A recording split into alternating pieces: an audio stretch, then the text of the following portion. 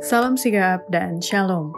Renungan kita pada hari ini, Senin 19 Juli 2021, berjudul Kita Memerlukan Lebih Banyak Kaleb dan Yosua.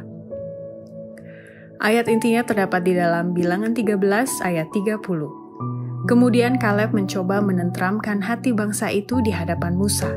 Katanya, "Tidak, kita akan maju dan menduduki negeri itu, sebab kita pasti akan mengalahkannya." Pena Inspirasi menuliskan yang dimaksud dengan judul renungan kita pagi ini, kita memerlukan lebih banyak Kaleb dan Yosua, sebagai petunjuk bagi kita untuk menghadapi hari esok dengan berani, adalah sebagai berikut.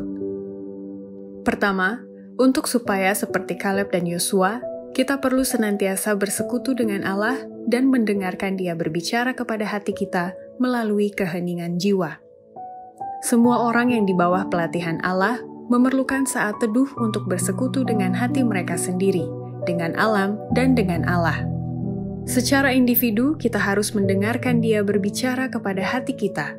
Bila mana semua suara lain hening, dan dalam keheningan kita menantikan hadirat-Nya, maka keheningan jiwa membuat suara Allah lebih jelas terdengar. Kedua, untuk supaya seperti Kaleb dan Yosua, kita perlu hikmat yang datang dari Allah agar melatih untuk menyalipkan diri sendiri, menanggung kesulitan dalam pengalaman kerohanian, melatih jiwa dengan disiplin yang keras sehingga bisa kedamaian dan kebahagiaan. Kita memerlukan pikiran yang dapat melihat kesulitan-kesulitan dan melaluinya dengan hikmat yang datang dari Allah, yang dapat bergumul dengan masalah-masalah sulit dan mengalahkan mereka. Masalah yang paling sulit ialah menyalipkan diri sendiri, menanggung kesulitan dalam pengalaman kerohanian, melatih jiwa dengan disiplin yang keras. Mungkin pada mulanya ini tidak akan membawa kepuasan yang terbaik, tetapi akibat yang datang kemudian ialah kedamaian dan kebahagiaan. Ketiga, untuk supaya seperti Kaleb dan Yosua, kita perlu pertimbangan yang cermat dengan banyak berdoa dan memiliki mata iman yang menuntun kita kepada kesucian dan surga.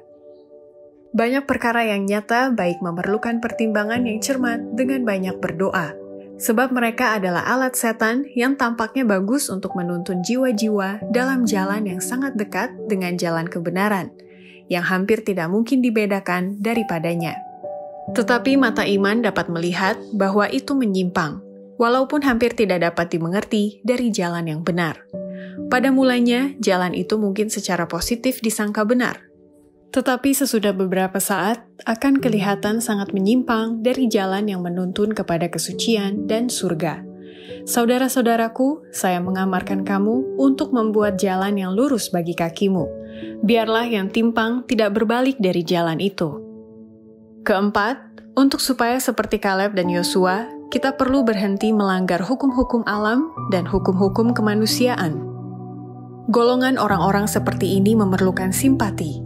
Mereka harus diperlakukan dengan sangat lemah lembut dan harus berhati-hati untuk menjelaskan kepada pengertian mereka hukum-hukum kemanusiaan mereka, agar mereka, oleh berhenti melanggar hukum-hukum itu dan oleh memerintah diri mereka sendiri, menghindarkan penderitaan dan penyakit, hukuman karena hukum alam yang dilanggar.